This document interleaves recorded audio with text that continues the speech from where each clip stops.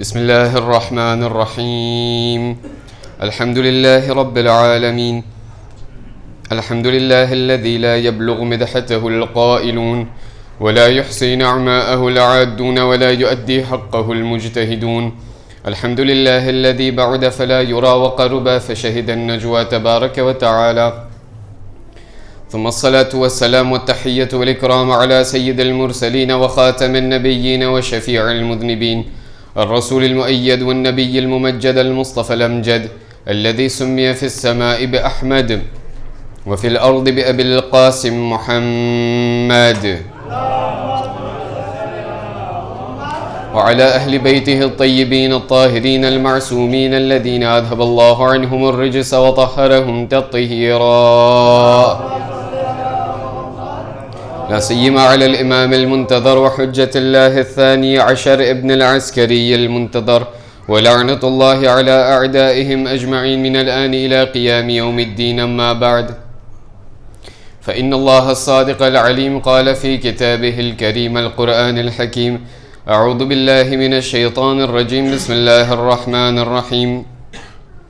ثم قست قلوبكم من بعد ذلك فهي كالحجارة أو أشد قسوة. صدق الله العلي العظيم.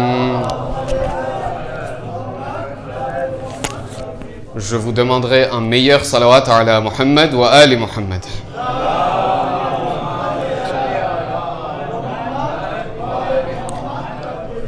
Chers fidèles, chers croyants, salam alaikum wa rahmatullahi wa barakatuh. La dureté du cœur est sans aucun doute et incontestablement une grande maladie spirituelle non négligeable qui sévit dans ce monde. Effectivement, mentionnée au moins 6 fois dans le Saint-Coran, nous voyons qu'il s'agit d'une maladie qui, si elle n'est pas traitée convenablement et si elle n'est pas traitée d'une manière sérieuse, elle peut dévier un individu et le faire perdre aussi bien dans ce bas monde que dans l'au-delà. Allah subhanahu wa ta'ala dit dans le Saint-Coran, dans le chapitre 2, dans la sourate Al-Baqarah, cette même sourate que nous sommes en train d'étudier et d'analyser depuis la première nuit, Allah subhanahu wa ta'ala dit d'une manière intéressante: Bismillahir-Rahmanir-Rahim. Thumma qasat qulubukum min ba'di dhalik fahiya kal-hijara. Puis, et en dépit de tout cela, vos cœurs se sont endurcis. Vos cœurs se sont endurcis comme des pierres. En fait, non. Ils se sont endurcis, vos cœurs se sont endurcis, mais vos cœurs sont devenus pires que des pierres. C'est la raison pour laquelle j'aimerais que nous prêtions attention sur ce verset en particulier cette nuit. Car vous voyez-vous, mes chers amis, ce sujet et cette maladie ne concernent pas uniquement les chiites, ne concernent pas uniquement les sunnites, ne concernent pas uniquement les musulmans, mais elle s'adresse et elle concerne le monde entier. Car dans le monde entier aujourd'hui, lorsqu'on prête une attention, lorsqu'on analyse l'atmosphère et l'environnement dans lequel le monde actuel est en train nous sommes en train de traverser justement dans ce monde, eh bien nous voyons à travers les réseaux sociaux et à la lumière des informations que nous voyons que dans chaque coin du monde, nous voyons par exemple des attentats, nous voyons par exemple des incidents qui surviennent, nous voyons par exemple des endroits dans lesquels un père de son sang-froid tue son fils ou ses enfants. Nous voyons par exemple un mari, une personne qui tue son épouse ou une épouse qui tue son mari. Nous voyons par exemple des enfants qui s'entretuent dans une école ou dans une place publique. C'est ici une raison pour laquelle nous devons nous poser justement cette question. D'où vient ce durcissement du cœur? Et pourquoi est-ce que l'homme tombe aussi bas dans sa vie? Comment remédier à ce durcissement du cœur? Et comment allons-nous remédier? Que dit l'islam par rapport à ce durcissement du cœur? Voyez-vous, mes chers amis, lorsque l'on demande à quelqu'un de se présenter, par exemple, lorsque je demande à une personne ici présente, présentez-vous, eh bien cette personne posera sa main sur son cœur, sur sa poitrine et dira « Je m'appelle un tel ». Lorsqu'on demande la raison de ce phénomène aux psychologues, eh bien les psychologues nous répondent « Ceci est justement afin d'indiquer cela indique, cela souligne l'importance que porte le cœur et la poitrine justement dans la vie de l'individu. C'est alors que nous comprenons que le cœur représente une grande chose, représente une grande partie dans la personnalité d'un individu. Il est important de noter justement qu'à l'instar de nous, à l'instar des hommes qui peuplent ce monde, à l'instar des gens ordinaires qui parlent de cœur, qui parlent de maladie du cœur, voyez-vous mes amis, dans le monde dans lequel nous vivons actuellement, nous voyons que nous avons beaucoup de maladies, nous avons beaucoup de phénomènes relatifs au cœur. Nous voyons par exemple des gens qui sont, à Dieu ne plaise, atteints de crise cardiaque, oui ou non? Nous avons des gens qui sont malheureusement atteints d'infarctus. Nous avons par exemple des gens qui sont atteints de quelque maladie qui soit. Eh bien, de cette même façon, Allah subhanahu wa ta'ala relate plusieurs maladies du cœur. Il est à noter que la différence ici est que les gens ordinaires qui parlent de maladies du cœur, eh bien, nous nous référons plutôt aux maladies physiques qui atteignent justement un individu. En revanche, lorsque Allah subhanahu wa ta'ala parle de maladies du cœur, eh bien Allah subhanahu wa ta'ala fait plutôt référence aux maladies spirituelles du cœur. Prenons un exemple. Allah subhanahu wa ta'ala dit dans ce même chapitre Al-Baqarah, il dit Bismillah ar-Rahman ar-Rahim. ختم الله على قلوبهم وعلى سمعهم وعلى أبصارهم. Allah subhanahu wa ta'ala a scellé les cœurs des gens. À un autre endroit, Allah subhanahu wa ta'ala dira dans ce même Saint Coran, il dira, savez-vous ce qu'on a fait à certains d'entre vous? Eh bien vos cœurs, les cœurs que vous voyez actuellement, eh bien nous les avons enveloppés d'une obscurité. À un autre endroit, Allah subhanahu wa ta'ala dit encore, vous savez ce qu'on a fait de vos cœurs à certains d'entre vous à cause des péchés que vous accomplissez, à cause des péchés que vous commettez? Eh bien vos cœurs, nous les avons tellement affaiblis que vos cœurs sont devenus maintenant moins réceptifs à notre message et moins réceptifs à notre lumière. Notre sixième imam, Sadiq Ali Muhammad, Ja'far ibn Muhammad al-Sadiq, salawatullahi wa salamu alayhi. L'imam al-Sadiq nous dit, lorsqu'une personne accomplit une bonne action par exemple, eh bien Allah subhanahu wa ta'ala place une lumière en échange de cette bonne action sur le cœur de cet individu.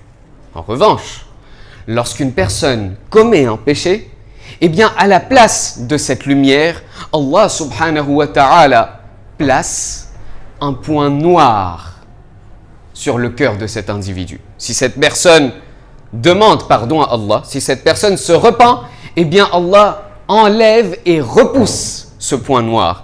Mais si cette personne ne fait pas istighfar, si cette personne ne se repent pas, eh bien Allah augmente et augmente et augmente ce point noir jusqu'à ce qu'il enveloppe tout le cœur d'un individu. C'est la raison pour laquelle à un autre endroit, notre quatrième imam, Sayyidus Sajidin, Zainul Abidin, salawatullahi wa salamuhu alayhi,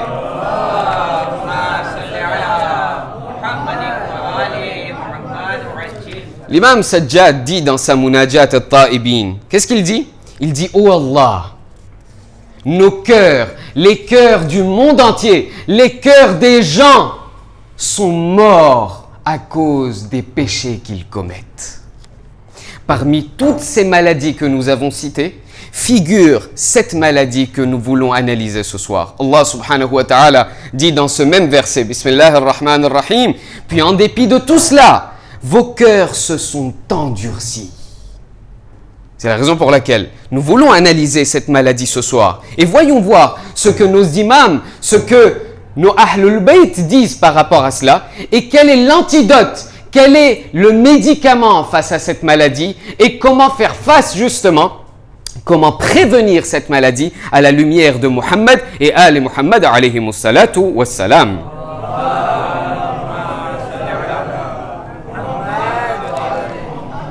Avant d'entrer en profondeur et très rapidement, j'aimerais attirer votre attention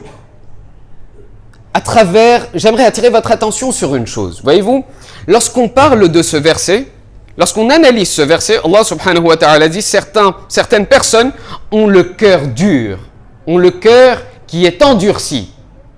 Certains sont encore pires qu'une pierre. Lorsqu'on voit ce terme pire qu'une pierre, pire qu'une chose, pire qu'une autre chose, nous nous souvenons d'un autre verset qui est cité dans le Saint-Coran dans lequel Allah subhanahu wa ta'ala dit. Allah dit, vous savez, certaines personnes qui seront entrées, qui seront mises en enfer, vous savez comment elles sont? Ce sont des gens dont le cœur ne comprend rien du tout. Les gens justement qui ne comprennent rien, malgré nos explications, malgré notre avertissement, ces gens ne veulent pas comprendre. Vous savez comment ils sont? Ils sont comme des animaux. En fait, non, Allah subhanahu wa ta'ala dit, ces gens-là ne sont pas comme des animaux, ils sont pires que les animaux. Ces gens-là ne sont pas comme les animaux, ils sont pires que les animaux. Lorsqu'on demande à nos savants, comment est-ce qu'on analyse ce genre de verset? Comme les animaux, pire que les animaux, comme des pierres, pire que les pierres. Comment est-ce qu'on analyse ce genre de verset? Eh bien, nos mufassirin nous répondent que vous savez, Allah subhanahu wa ta'ala a créé 3 sortes de créatures. Nous distinguons 3 sortes de créatures dans ce bas monde. Nous voyons d'abord les plantes, les végétaux, puis nous avons les animaux, et enfin, nous avons ce que l'on appelle la ashraful makhluqat. Nous avons l'être humain, nous avons le insan. Lorsque Allah subhanahu wa ta'ala a créé les végétaux, est-ce qu'il a dit quelque chose? Ne dit rien. Lorsque Allah crée les animaux, est-ce qu'il a dit quelque chose? Rien du tout. Lorsque Allah a créé l'être humain, après avoir façonné l'être humain, après avoir modelé l'être humain, Allah subhanahu wa ta'ala dit وَإِذَا سَوَّيْتُهُ وَنَفَخْتُ فِيهِ مِنْ رُوحِي. Après avoir mis de mon propre être dans cet être humain, فَتَبَارَكَ اللَّهُ أَحْسَنُ الْخَالِقِينَ. Après avoir créé l'être humain, Allah subhanahu wa ta'ala se vante lui-même en disant « Gloire à moi, le Seigneur, le miséricordieux, d'avoir créé la meilleure des créatures. » Première des choses. Nos savants avancent leur explication en disant « Vous savez, lorsqu'une personne, parce qu'à une personne, on lui a donné un œuf, c'est on lui a donné des pouvoirs, on lui a donné l'intellect, on lui a donné l'imagination, on lui a donné la colère, on lui a donné le désir. » Les savants avancent leur explication en disant « Lorsqu'une personne prend le dessus à travers son aql, lorsqu'elle prend le dessus sur le désir et sur la colère, eh bien cette même personne peut être meilleure que les anges. » Vous semblez somnoler un tout petit peu. Je pense que le iftar était trop bon aujourd'hui. J'aimerais attirer votre attention et j'aimerais par la même occasion vous réveiller un tout petit peu. Vous allez adorer. Notre saint prophète, Muhammadin al-Mustafa, sallallahu alayhi wa sallam,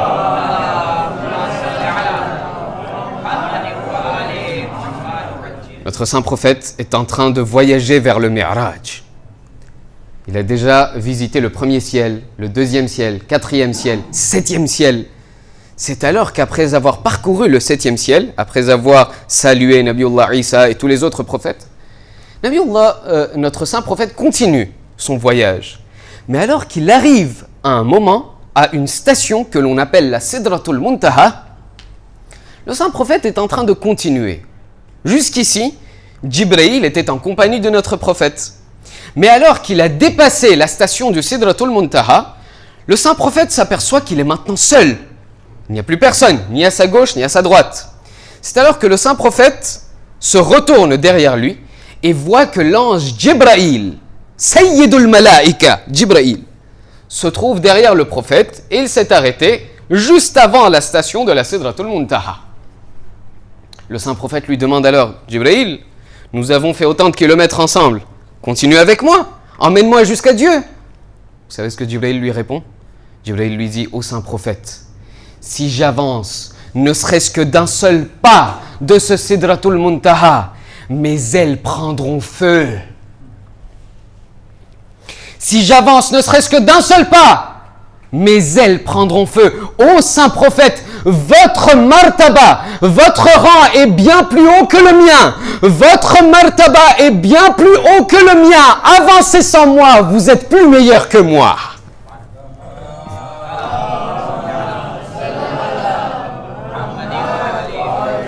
Vous êtes bien meilleur que moi, avancez sans moi. Le chemin entre la Sidratul Muntaha et Allah subhanahu wa ta'ala, vous allez devoir la faire seul.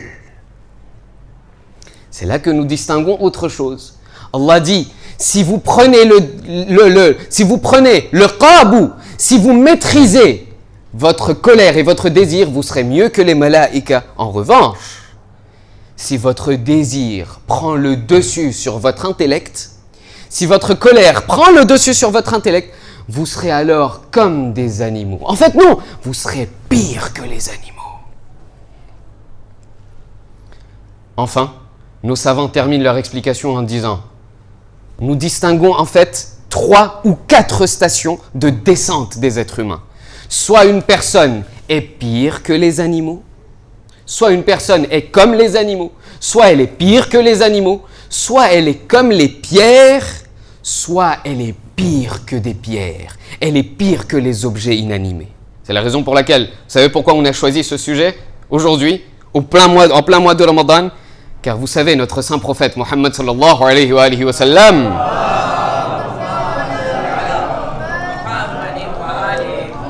notre saint prophète dit Shahru Ramadan Rabi'ul Qulub. Le mois de Ramadan est le printemps des cœurs. Vous savez ce que ça veut dire? Ça veut dire que durant le mois de Ramadan, même si mon cœur s'est durci, même si mon cœur est devenu inanimé, mais lorsque vient le mois de Ramadan est connu comme étant le printemps des cœurs. C'est le mois dans lequel Allah subhanahu wa ta'ala déverse sa miséricorde sur moi. Et c'est la meilleure opportunité, c'est une bonne occasion pour redonner vie à notre cœur. Voyons maintenant, à la lumière du Saint-Coran et des riwayas des Ahlul Bayt, comment raviver ces cœurs et comment prévenir cette maladie afin d'être sauvé de ce phénomène. Commençons par le Saint-Coran. Allah subhanahu wa ta'ala dit, dans le Saint-Coran, chapitre 5, verset 13, je n'ai malheureusement pas le temps de lire la version en arabe, je vous invite à ouvrir vos applications. Allah subhanahu wa ta'ala dit, à cause de la violation de leur engagement, eh bien, nous les avons maudits, nous avons maudit ces gens et nous avons durci leur cœur. La première des choses que les Ahlul Bayt et les savants nous disent, c'est que si vous ne voulez pas une cause de la dureté des cœurs, du durcissement des cœurs, vous savez c'est quoi? C'est lorsque tu n'écoutes pas les wajibat, lorsque tu n'accomplis pas les wajibat de Allah et lorsque tu ne t'éloignes pas des muharramat de Allah subhanahu wa ta'ala. Allah te dit, mon cher serviteur, fais namaz, fais ta prière. Je n'ai pas envie, je suis très fatigué. J'ai jeûné pendant 12-13 heures avec la chaleur de l'île Maurice, impossible. Allah subhanahu wa ta'ala me dit, mon cher ami, fais l'amr bil ma'rouf, fais la nahy anil munkar. Je n'ai pas envie. Allah subhanahu wa ta'ala dit, si tu t'éloignes de mes muharramat, si tu t'éloignes de mes wajibat, si tu t'approches de mes muharramat, sache, mon cher serviteur, je vais durcir ton cœur. Ça, c'était la première chose. Deuxième des choses est très importante. Notre premier imam, Ali bin Abi Talib, salawatullahi wa salamuhu alayhi,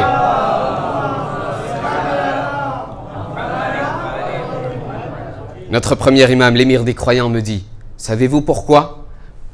Quelle est une cause du durcissement de vos cœurs?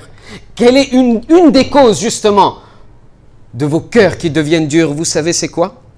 Ma jaffatid dumur illa li qaswatil qulub. Il y a des moments, durant le mois de Ramadan, le 19 du mois béni, le 21 du mois béni, lorsque mes chers frères liront la Jawshan al-Kabir, lorsque mes chers parents liront la Dua Kumail, parfois les gens viennent nous dire « Cheikh, on lit tellement de Dua, on récite tellement de Dua, on n'arrive pas à pleurer. » Pourquoi est-ce qu'on n'arrive pas à pleurer? Pourquoi est-ce qu'on n'arrive pas à ressentir de la spiritualité? Allons un peu plus loin.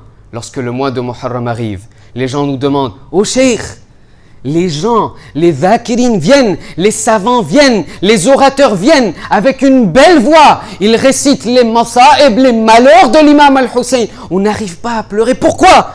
Vous savez, l'imam Ali me dit, si tu n'arrives pas à pleurer, il n'y a qu'une seule raison à cela, c'est que ton cœur est devenu dur. lorsque ton cœur se durcit, tu n'arrives plus à pleurer, mon ami. Et pourquoi est-ce que ton cœur se durcit, tu sais? L'imam Ali continue en disant « وَمَا قَسَتِ الْقُلُوبِ إِلَّا لِكَثْرَةِ الذُّنُوبِ » Une des raisons pour laquelle ton cœur se durcit, c'est l'excès des péchés. Le fait de répéter des péchés, le fait de constamment commettre des péchés. L'imam Ali dit, plus tu commets des péchés, et plus ton cœur se durcit. Vous allez me dire, non mais je ne commets pas autant de péchés, il ne faut pas exagérer quand même. Vous allez me dire, il ne faut pas exagérer. Vous savez pourquoi? On me dit, non mais moi je suis très pieux, je vais à tous les namazs, je suis au premier rang lors de la récitation des salats. Vous savez, je ne sais pas combien de gens fument ici, je vous demande pardon, c'est le seul exemple que je trouve. Vous savez ce que l'on appelle le tabagisme actif?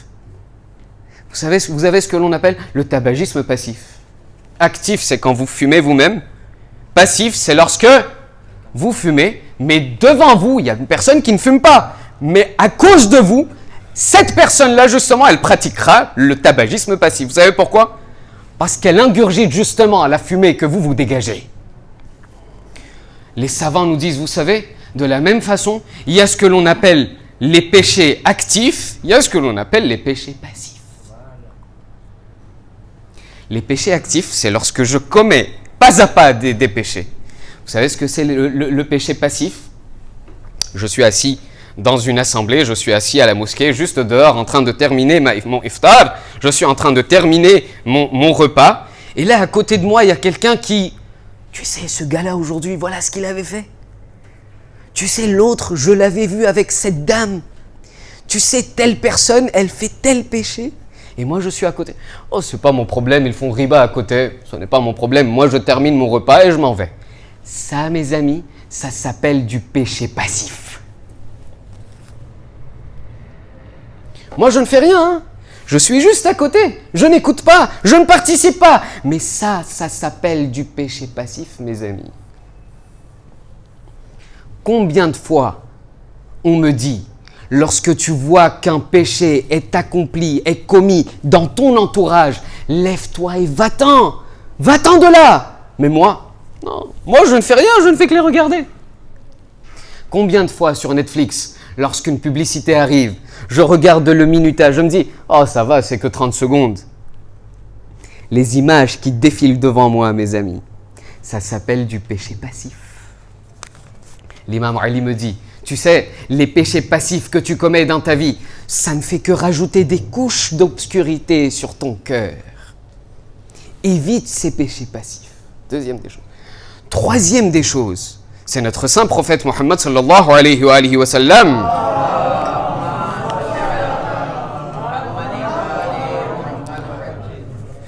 Eh bien, notre saint prophète nous dit, et je suis désolé encore une fois, je commence un tout petit peu les piqûres, ça fera un tout petit peu mal, mais vous allez adorer.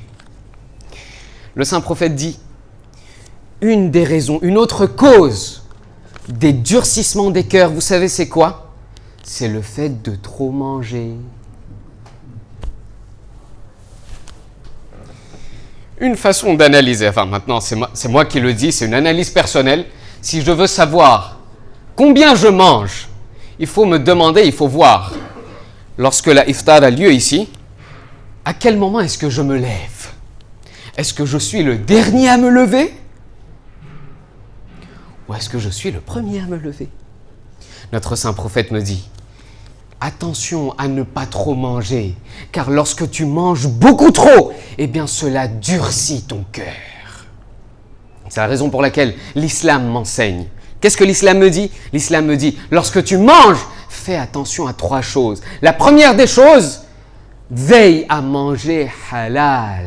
Tu sais pourquoi? Pourquoi est-ce qu'on accorde tellement d'importance à la nourriture halal? Vous savez, c'est la seule raison pour laquelle on insiste sur le halal, c'est parce que chaque chose que tu manges, mon ami, eh bien ça a un effet dans ton cœur.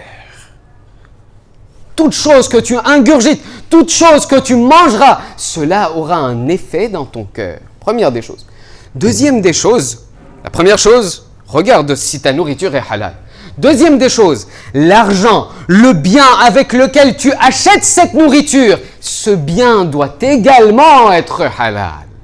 Car voyez-vous, parfois je me dis, je suis tellement minutieux sur le fait qu'il faut que le restaurant soit halal, il faut que la boucherie soit halal, il faut que telle chose soit halal. Mes amis, mon cher ami, n'as-tu jamais réfléchi si tu te rendais dans une boucherie, lorsque tu achètes de la viande et lorsque tu lui demanderas à ce boucher, ta nourriture est bien halal, ta viande est bien halal, n'as-tu jamais pensé à cette chose qu'imagine que ce boucher te dise, moi ma nourriture est halal, mais est-ce que ton argent il est halal ou pas? Moi ma viande elle est halal, mais qu'en est-il de ton argent? Qu'en est-il du bien que tu vas me donner? Est-ce que ton argent est halal? Je ne sais pas. C'est ainsi que l'islam me dit. Troisième des choses à faire attention. Lorsque tu manges, aie l'intention. Dis-toi que si je mange, ce n'est pas pour me gaver et me gaver et me gaver. Si je mange, c'est dans l'intention de me rapprocher de Allah subhanahu wa ta'ala. Je termine avec un dernier hadith de notre premier imam, Ali bin Abi Talib, salawatullahi wa salamuhu alayhi.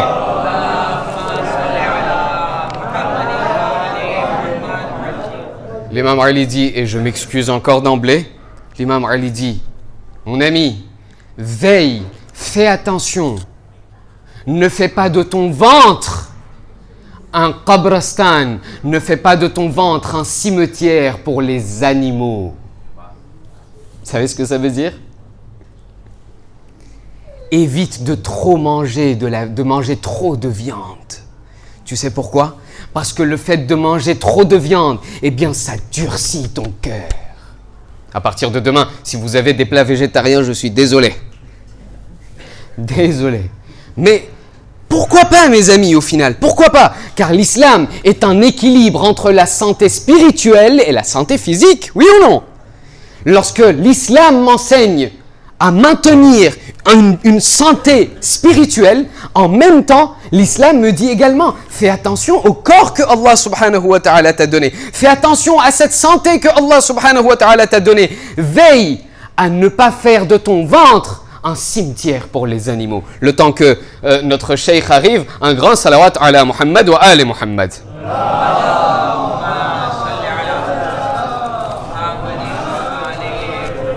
On va laisser notre cheikh respirer un tout petit peu le temps d'arriver. Je prends un tout petit peu plus de votre temps pour annoncer ce dernier point. Notre saint prophète dit, si tu veux éviter le durcissement des cœurs, évite de trop parler.